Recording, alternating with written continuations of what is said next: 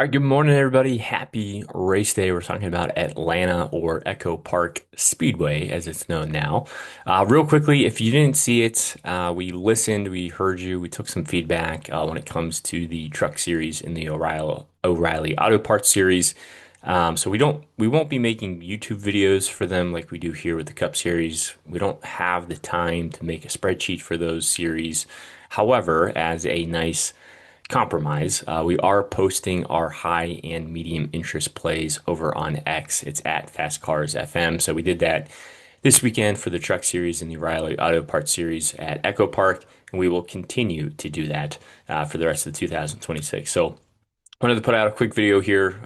If you guys only are on our Cup content, you can also get some Xfinity and O'Reilly Auto Parts content on X. It's at Fast Cars FM. So anyways, let's get back to this race. So this track is interesting. It's a 1.5 mile like mini super speedway, maybe you want to call it. It's kind of like a small Daytona, a small Talladega, where our approach and our strategy overlaps quite a lot. Um, the main focus is still place differential upside. I don't want to overcomplicate things.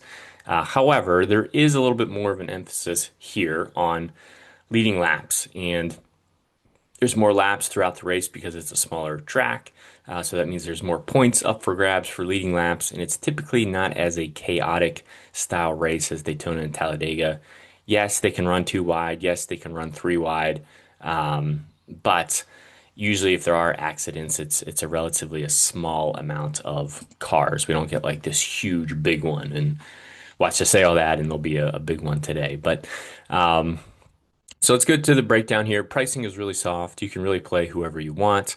We got Blaney and Logano up here in the expensive range. Prefer Blaney over the two, mainly because of where he starts.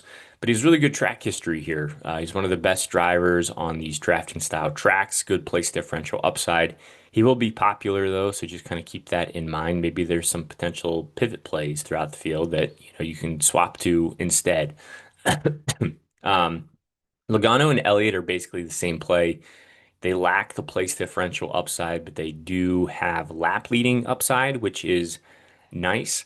But they're going to both carry a lot of risk for that reason. So more tournament plays. I would actually prefer getting the Byron and Larson, who are still tournament plays based off of where they start, but they give you a little bit more place differential upside starting in the teens versus starting that far forward. Bell and Hamlin are going to be very, very popular. They start very deep in the field. Good drivers, good teams, good equipment, good on the drafting style tracks. A lot of upside and probably a lot of ownership coming to those drivers. Reddick starts first. Really cool to see him win the Daytona 500, but because of that, practice in, I should really just say qualifying, got canceled with the rain. So there's a lot of drivers kind of starting in the field, maybe where they shouldn't be, or further back or farther forward. Because Reddick won the Daytona 500, he starts first. So coming into this race for DFS purposes, he has no place differential upside at all to offer us. So even though, yes, he just won on a drafting style track, we are at a drafting style track again. I really don't want to go here based off of where he starts. Kyle Busch, kind of in the same boat as Byron and Larson, a more of a tournament play that has some place differential upside. A lot of momentum coming into this weekend. He won the pole for the 500. He won the truck race. So he's off to a much, much better start of the year.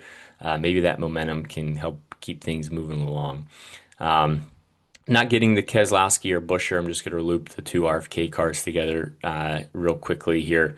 Both just start too far forward in the field, more tournament, aggressive types of plays. Cindric and Briscoe, kind of the same thing with Bell and Hamlin. Going to be really popular, project really well, offer a lot of place differential upside.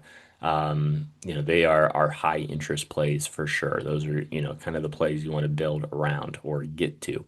Um, I like Chastain a lot for pivot plays. When we talked about Blaney carrying ownership, just like we talked about Daytona, like without getting super crazy, what are a couple of drivers you can sprinkle in to make those pivots or get slightly underweight on a chalk plate and go to someone else?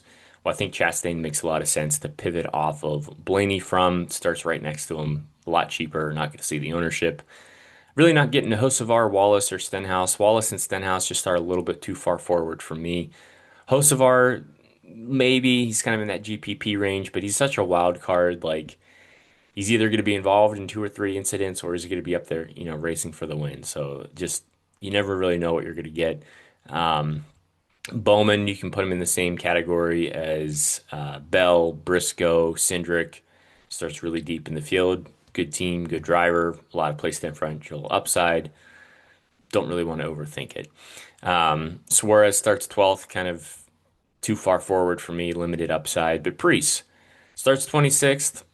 Maybe that's a nice pivot play. So, you know that Austin Cindric's going to carry a lot of ownership starting 30th. Yeah, Ryan Priest doesn't start as far back, but he still started pretty close to him. It's only a couple of rows away and starting 26 for a lot less ownership. Like little things like that is really is how I'm trying to build today. Josh Berry starts too far forward. Michael McDowell, another, nice pivot play for tournaments. Zillage and Dillon are both good, even Gilliland. So all these guys start in the 30s. They're not going to see the ownerships that the Bells, the Cindrics, the Briscoes, the Bowmans do. These are all really good pivot plays.